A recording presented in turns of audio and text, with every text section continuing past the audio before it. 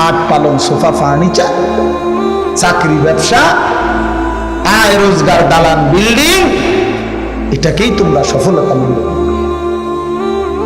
গাররাতকুমুল হায়াতুদ দুনিয়া, আল্লাহ বলছে দুনিয়া তোমাদেরকে ধোঁকা দিল। দুনিয়া বহুজনকেই ধোঁকা দিচ্ছে। তুমি দুনিয়ারে খুব কামড়াইয়া ধরছিলা, দুনিয়ারে টাইট করে ধরছিলা।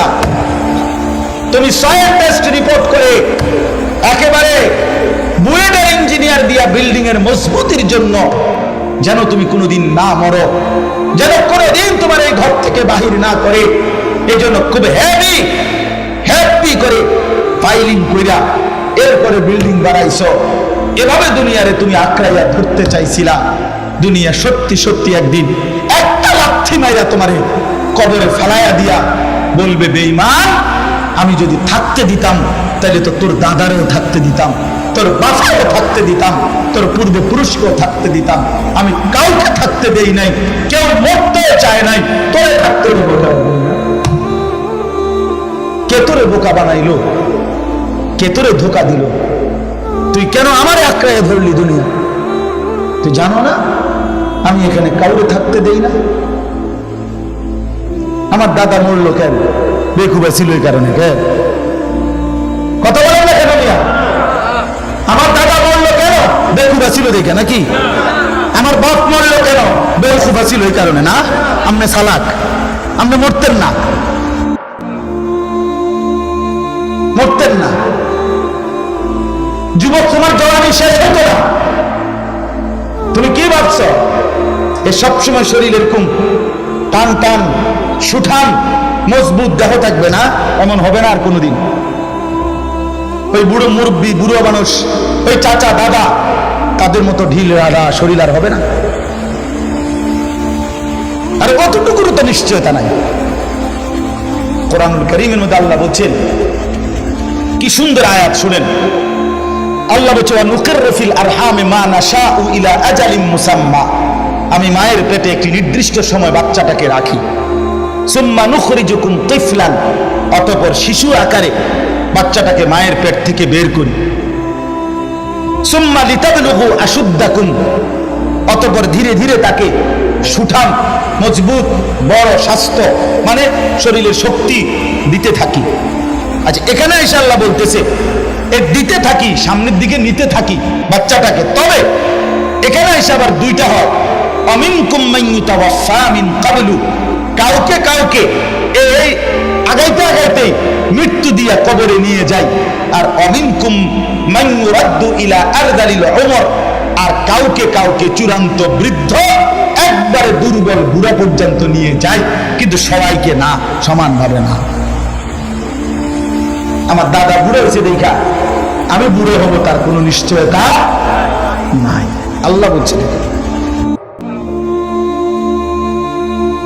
এই জন্য সব জওয়ান বুড়া হয় না। একজন বিশ্ববিখ্যাত বুজুর্গ ছিলেন হযরত হাসান বসরি রাহমাতুল্লাহ আলাইহি। তিনি একদিন যুবকদেরকে লক্ষ্য করে বলছিলেন, ইয়া মাশারাশ শাবাব, যুবক ভাইরাও শোনো। তিনি বলছেন, হে নওজওয়ানরা শোনো, ইন্না যারআ কাদ তুদরিকুহুল আহাতু ক্বাবলা আন ইয়াবলুগা।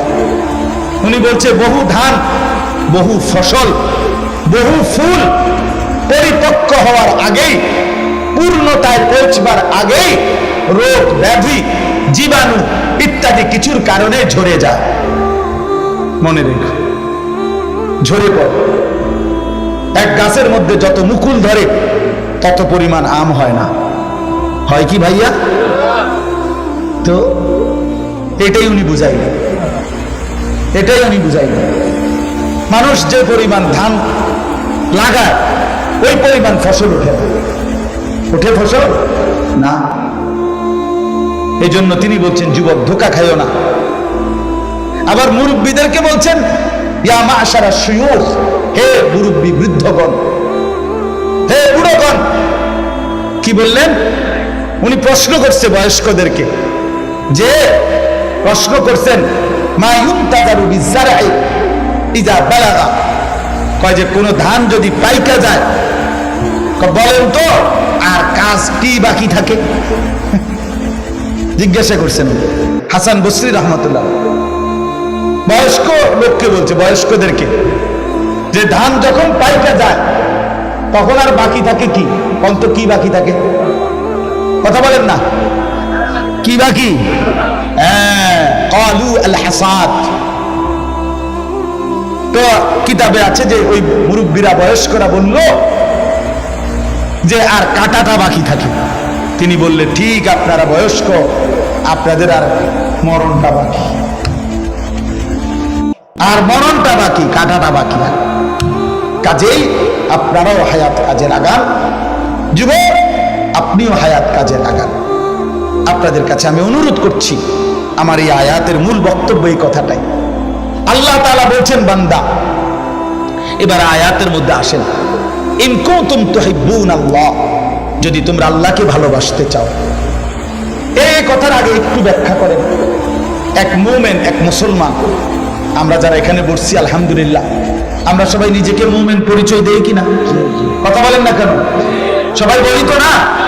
এক মুমিন, এক ইমানদার যে নিজেকে মুমিন পরিচয় দেয়, কোরআন কারীমের মধ্যে আছে, আল্লাহ তাআলা বলছেন সেই মুমিনের নিকটে, সেই ইমানদারের কাছে সবচেয়ে প্রিয় জন, সর্বোচ্চ ভালোবাসার জন হবে আল্লাহ। কে? মুমিনের প্রথম ভালোবাসা আল্লাহর প্রতি। মুমিনের প্রথম ভালোবাসা কার প্রতি? আবার বলেন, কার প্রতি? এটা কোরআনের আয়াত, কোনো ঠেলাঠেলির কিছু নেই, ধাক্কাধাক্কির কিছু নেই, সরাসরি কোরআনের আয়াত। ওয়াল্লাযীনা আমানু আশাদ্দু হুব্বান লিল্লাহ, সাফ আয়াত। আল্লাহ তাআলা বলেন, যারা ঈমানদার, ও ভাই কথা বলে না, ছেলে ও বেটা সামনে দাঁড়ায় কথা বলো কেন? তুমি আরো দূরে যাই, কথা কইতে পারো না? হ্যাঁ যাও, তোমার কথা বাকি থাকলে আরো দূরে যাও মিয়া, মেইন রোডে অনেক জায়গা আছে মিয়া।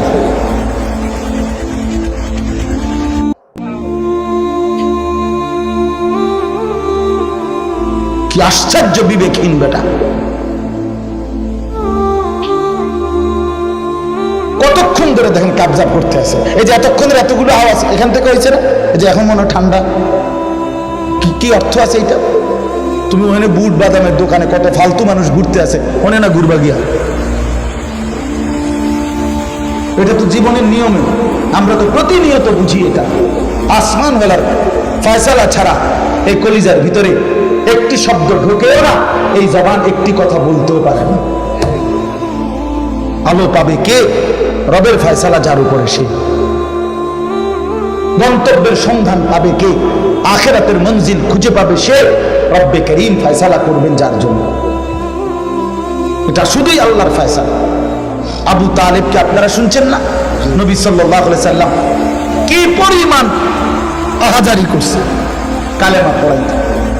38 বছর নবীজির, 38 বছর অভিভাবক, 12 বছর থেকে 50 বছর নবীজির যখন বয়স, এই 38 বছর নবীজির অভিভাবক ছিল আবু তালেব।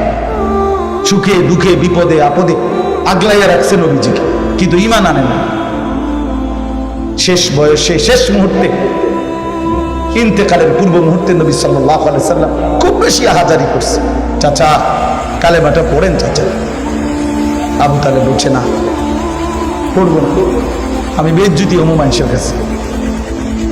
আল্লাহ নবী সাল্লাল্লাহু আলাইহি সাল্লাম বললেন, চাচা তাইলে কানে কানে বলেন, আমি কেউরে কোনোদিন দুনিয়াতে আর বলবো না, শুধু হাসরের ময়দানে বলবো, আল্লাহর সামনে সাক্ষী দেবো আমার চাচা কালেমা পড়ছে। কয় না, শূন্য লাগবে মানুষ, বলবো না। আল্লাহ নবী সাল্লাল্লাহু আলাইহি সাল্লাম চোখের পানি ফেলতে ফেলতে বললেন, চাচা তাইলে কমপক্ষে আমি বলি কালেমাটা, আপনি খুব দূর শুধু মুখটা নাড়ে, ঠোঁটটা নাড়বেন। কি পরিমাণ আবদার করছে। আবু তালেব বলছে, না ঠোঁটও নাড়তাম না। তখন আল্লাহ নবী সাল্লাল্লাহু আলাইহি সাল্লাম, ওরা নিজে পড়ছি, আল্লাহ নবী সাল্লাল্লাহু আলাইহি সাল্লাম বলে, চাচা আপনি ঈমানবিহীন মরলে আগুনের মধ্যে পুড়বেন, আমি কেমনে সহ্য করবো চাচা? এই তখন আবু তালেব একটা সাংঘাতিক কথা বলছে, আমাদের সবার জন্য এটা শিক্ষারে ভাই। আবু তালেব একটা ভয়ানক কথা বলছে, আন-নারু খায়রুম মিনাল আদ, এই শব্দটা আবু তালেব বলছে। আবু তালেব বলছে, মুহাম্মদ মানুষের কাছে লজ্জা পাওয়ার চাইতে আগুনে জ্বলা ভালো। এটা আবু তালেবের কথা। আন-নারু খায়রুম মিনাল আগ।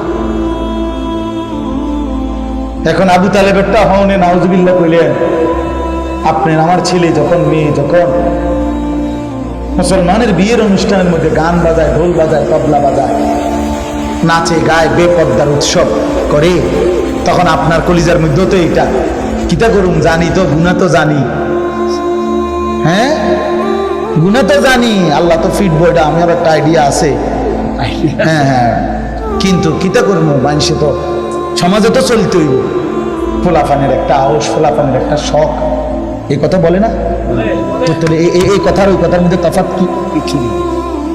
একবারে বলে এই কথার ওই কথার মধ্যে পার্থক্য কি? যে বুঝি তো বুঝি, অনেক দেখবেন অনেক মানুষ আছে চালাক, মানে মাতালারে যে এমন চালাক, বুঝি কথাটি বালাই কয়, বুঝি আমরা লাগে কয় কথা ঠিক, কিন্তু পারি না, সারে না। আর যদি আমরা আর দুই টুকরা গোস্ত দেই, হ্যাঁ মাশাআল্লাহ, আগের মতো সেই রুচি নাই, আচ্ছা দাও, এরপরে দাও, আগের মতো রুচি নাই। আল্লাহ দয়া করছে যে আগের মতো রুচি নাই আমার, এইটাও আল্লাহর মেহেরবানি, নাইলে আর কেউ খাইতে পারলো, নইলে আমি শেষ করলাম।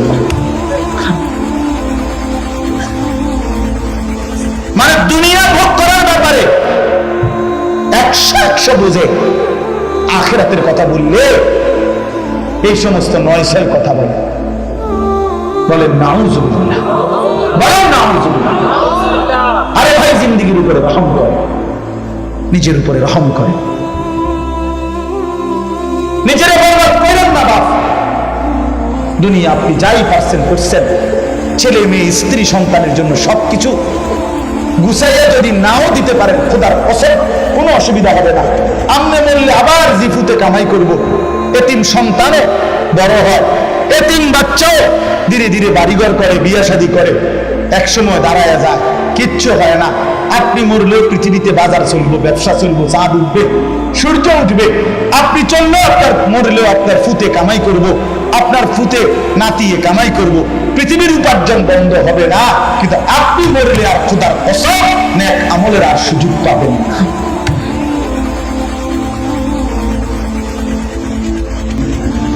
খামখেয়ালি করেন না, খামখেয়ালি করেন, চালাক মনে করেন না নিচে। সবাইকে বলি, আমাকেও বলি, ফিকির চাই বাবা। কেন আল্লাহকে নারাজ করবেন? কেন রাসূলুল্লাহ সাল্লাল্লাহু আলাইহি ওয়াসাল্লামের সুন্নাত মানবেন না কেন? এই জন্য আল্লাহ তাআলা বলেন, একজন মুমিনের সবচেয়ে বেশি ভালোবাসা কার প্রতি? আল্লাহ। বলেন না কার প্রতি? তাহলে আল্লাহ বলেন, ইন কুনতুম তুহিব্বুনাল্লাহ, যদি আল্লাহকে ভালোবাসতে চাও। এখন আল্লাহকে ভালোবাসা আমাদের দায়িত্ব কিনা? কথা বলেন না, দায়িত্ব কিনা? হ্যাঁ, এটা তো আল্লাহর দাবি, আল্লাহর চাওয়া এটা, যে ঈমানদার মানে আমাকে সবচেয়ে বেশি ভালোবাসবে, আমাকেই ভালোবাসবে, আমাকেই ভালোবাসবে। কোরআনে আছে, আল্লাহ বলেন আমি কেমন বান্দা চাই? আল্লাহ বলেন ইউহিব্বুহুম ওয়া ইউহিব্বুনা, আমি এমন ঈমানদার চাই যারা আমাকে ভালোবাসবে, আমিও যাদেরকে ভালোবাসবো। আল্লাহ কোরআনে বলেন, এই ভালোবাসা যদি চলতে থাকে মৃত্যু পর্যন্ত, আমিও ভালোবাসি, বান্দাও ভালোবাসে, বান্দাও আমাকে মনে রাখে, আমিও তাকে মনে রাখি। আল্লাহ বলেন, মৃত্যুর মুহূর্তে আমি আল্লাহ এমন প্রিয় বান্দাকে আমি নিজেই ডাক দেব, ইয়া আইয়াতুহান নাফসুল মুতমাইন্নাহ ইরজিই ইলা রাব্বিক রাদিয়াতাম মারদিয়া। আমার প্রিয় বান্দা, চলে আসো আমার কাছে, আমিও তোমার উপরে খুশি, তুমিও আমার উপরে খুশি। हम यहां से तुम वहां से दोनों जानिब से इशारा हुआ। আমি এখান থেকে, তিনি সেখান থেকে, দুই দিক থেকে ইশারা, ইঙ্গিত, একে অপরের উপরে রাজি। বান্দা বলে, আল্লাহ আমি আপনার উপরে রাজি। আল্লাহ তাআলাও বলে, বান্দা আমিও তোর উপরে রাজি। বান্দা বলে, আল্লাহ আমি আপনাকে ভালোবাসি। আল্লাহ বলে, বান্দা আমিও তোকে ভালোবাসি। এমন যখন হয়েই যায়, আল্লাহ বলে, দুই দিকের ভালোবাসা যখন কমপ্লিট, এবার বান্দা চলেই আসো, আর থাকতে হবে না দুনিয়া, আইসা বল, আও বান্দা আমার কাছে চলে আসো, আমার কাছে চলে আসো। এজন্য ইন কুনতুম তুহিব্বুনাল্লাহ, আল্লাহকে যদি ভালোবাসতে হয় বাবা, আল্লাহকে যদি পেতে হয়, আল্লাহকে পাইতেই হবে, আল্লাহকে রাজি করতেই হবে। আল্লাহ কোরআনে বলছে ফামান কানা ইয়ারজু লিকা রাব্বিহ, তোমরা যারা আখিরাতে আল্লাহর সাক্ষাৎ পেতে চাও তাহলে আল্লাহর সাক্ষাৎ পাইতে হবে। আল্লাহকে পেলেই জান্নাত পাবে, জান্নাত পেলেই আল্লাহকে পাবে। কথা বুঝছেন না? যে জান্নাতি সে আল্লাহর দিদার পাবে, যে আল্লাহর দিদার পাবে সে জান্নাত হবে। তাহলে আল্লাহকে পেতেই হবে। আল্লাহকে হারিয়ে পৃথিবী পেলে কিছুই পাওয়া হয় না। কেউ যদি আল্লাহকে বাদ দিয়ে গোটা পৃথিবী 10-12 পায়, খোদার কসম সে কিছুই পায়, কিছুই পায়। দুনিয়া বারবার ধোকাই দেয়, দুনিয়া কি দেয়? ধোকাই দেয়, দুনিয়া ধোকায়। 16 বছরের সাজানো সংসারও নিমিষেই তছনছ হয়ে যায়, তছনছ হয়ে। দুনিয়া ধোকাই দেয়, দুনিয়া ধোকাই দেয়।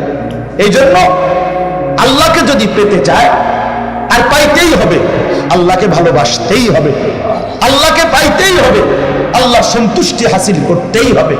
কোরআনে আল্লাহ বলছে ওয়ারিদওয়ানুম মিনাল্লাহি আকবার, আল্লাহর সন্তুষ্টি হলো সবচেয়ে বড় সম্পদ। ওয়ালা যিকরুল্লাহি আকবার, আল্লাহ বলছে আল্লাহর জিকির এটাই হচ্ছে আকবার, সবচেয়ে বড় সম্পদ।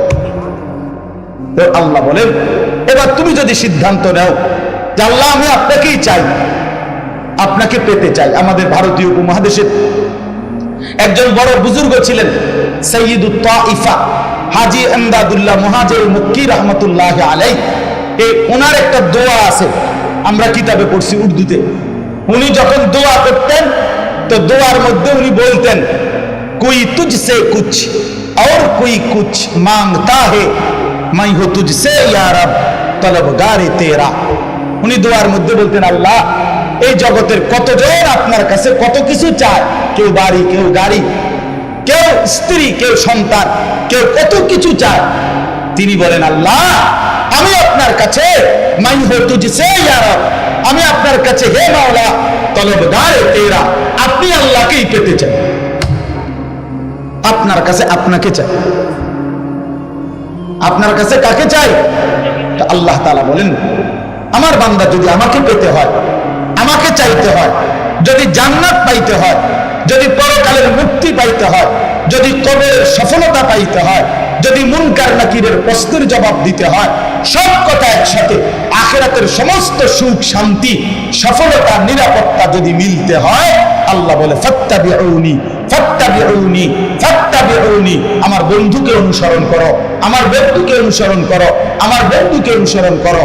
হাঁটা চলা উঠা বসা আচরণ উচ্চারণ লেনদেন খাওয়া পড়া আহার নিদ্রা চলন বলন ঘর বাজার সংসার স্ত্রী সন্তান দেশ জাতি রাজনীতি সমস্ত কিছুর মধ্যে রাতের অন্ধকারে দিনের আলোতে একাকী কিংবা প্রকাশ্যে লোক সম্মুখে কিংবা সঙ্গোপনে আল্লাহ তাআলা বলেন একজনকেই অনুসরণ করো, তিনি আমার প্রিয় বন্ধু মুহাম্মদুর রাসূলুল্লাহ সাল্লাল্লাহু আলাইহি ওয়াসাল্লাম।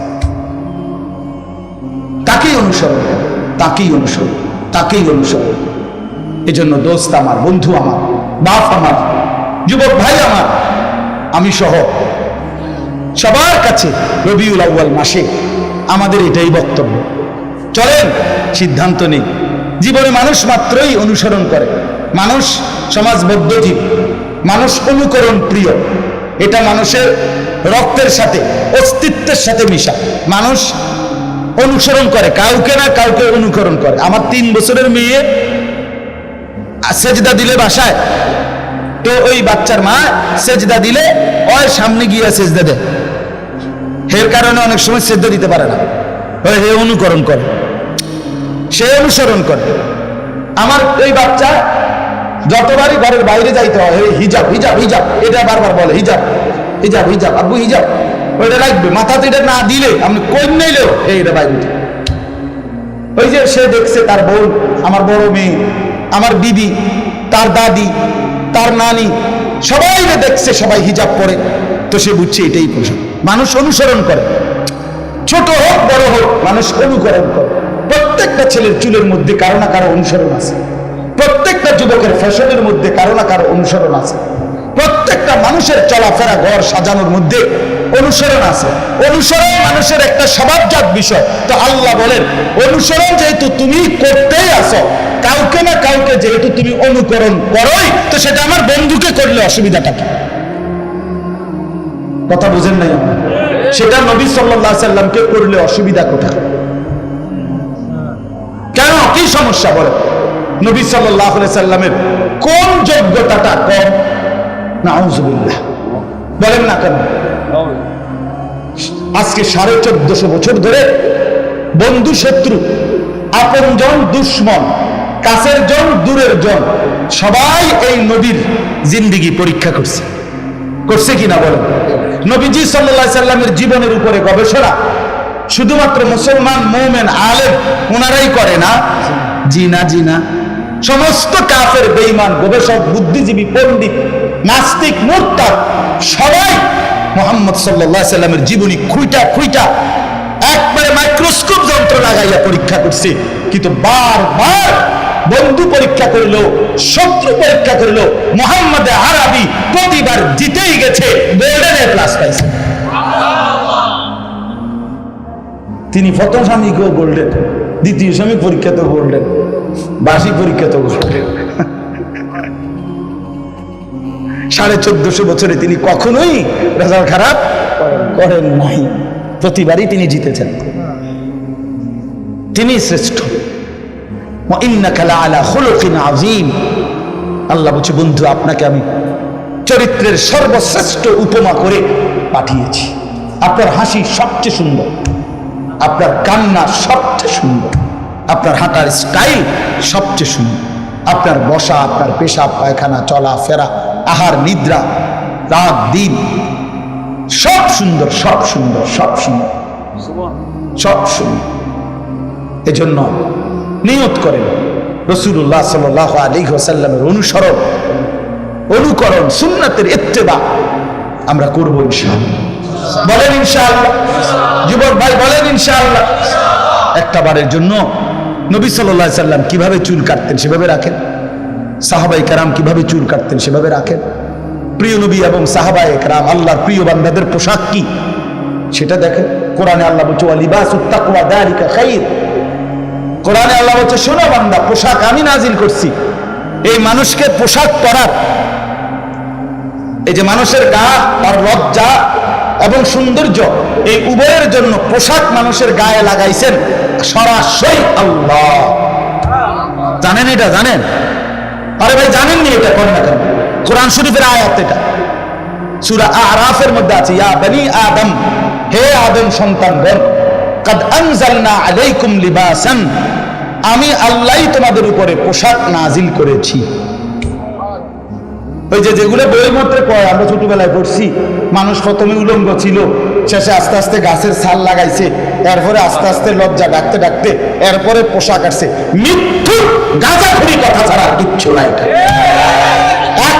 100 ভাগ ফারি কথা, গাঁজাখুরি কথা, এটা মিথ্যাবাদীর কথা। এই জন্য পৃথিবীর হাজারো কথার মধ্যে, মানুষের হাজারো কথার মধ্যে, গবেষণার মধ্যে প্রতিনিয়ত ভুল হয়। মুহাম্মদ আরবি যা বলেছেন তা 1 সেকেন্ডের জন্য ভুল হয় নাই। আপনার কি মনে হয়, আদম আর হাওয়া আলাইহিস সালাম ওনাদেরকে আল্লাহ তাআলা যখন বানাইলেন, ফেরেশতাদের সামনে আনলেন, তো উলঙ্গ? তো তাইলে তো মানুষ ফইলা ফইলা হাফ প্যান্ট কিনছে, পরে ফইলা কিনছে গাছের ছাল, তো আদম আলাইহিস সালাম কি টাকা দিছে?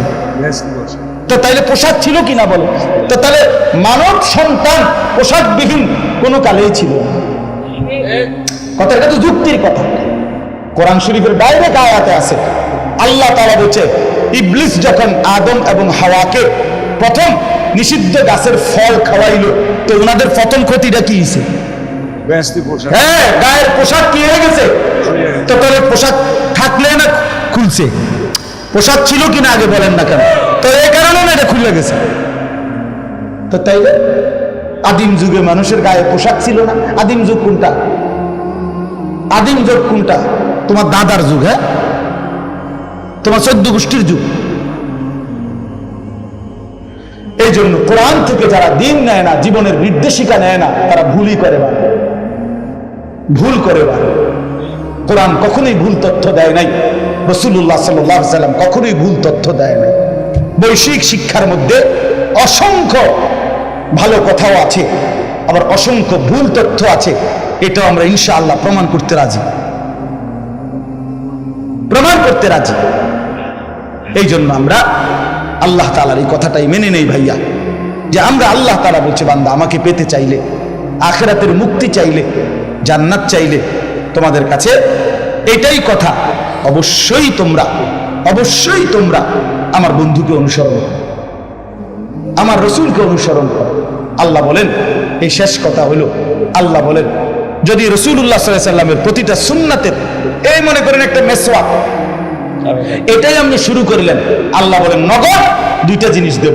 এক, আমি আল্লাহ ভালোবাসবো আর গুনাহ মাফ করব। আমার ভালোবাসা পাইতে থাকবা আর গুনাহ মাফ হতে থাকবে। তো যাকে আল্লাহ ভালোবাসে তাকে জান্নাত দিবে না? যার গুনাহ মাফ হয়ে যাবে সে জান্নাত পাবে না? তো আর কি। আল্লাহু গফুরুর রহিম, আল্লাহ তাআলা বলেন আমি ভীষণ ক্ষমাশীল, আমি ভীষণ দয়ালু। এজন্য আজকে এতটুকুই কথা। আজকে রবিউল আউয়াল মাসে আপনাদের কাছে আমার বিনীত অনুরোধ, আপনারা দয়া করে মেহেরবানি করে, যুবক ভাই আপনাদের কাছে অনুরোধ, পেশাব পায়খানা করে টয়লেট পেপার ব্যবহার করেন, নিজের শরীরটাকে পাক সাফ রাখেন, 5 ওয়াক্ত নামাজ পড়েন, সাজগোজ চলন বলন স্টাইলের মধ্যে রাসূলুল্লাহ সাল্লাল্লাহু আলাইহি সাল্লাম সাহাবায়ে কেরামের সুন্নাতের অনুসরণ করেন। বাবা, চাচা, মুরব্বী আপনাদেরকেও বলি, চায়ের দোকানের আড্ডা বন্ধ করে দেন, বিড়ি সিগারেটের অভ্যাস ছেড়ে দেন বাপ। নাটক, সিনেমা, টেলিভিশনে নাচ গান দেখা, নর্তকীর ছবি দেখা, আমার বাপ এটা বন্ধ করে দেন। অনুরোধ করছি, হায়াতের এই শেষ টাইমটুকু আল্লাহ তাআলার জিকিরে, তাসবির মধ্যে কাটায়া দেন, নামাজের মধ্যে কাটায়া দেন। পর্দার আড়ালের মা বোন যদি কেউ শুনে থাকেন, আপনাদের কাছে বলি, মা আপনার ইজ্জত, আপনার পর্দা, আপনার সতীত্ব, আপনার আব্রু এটা সংরক্ষণ করেন।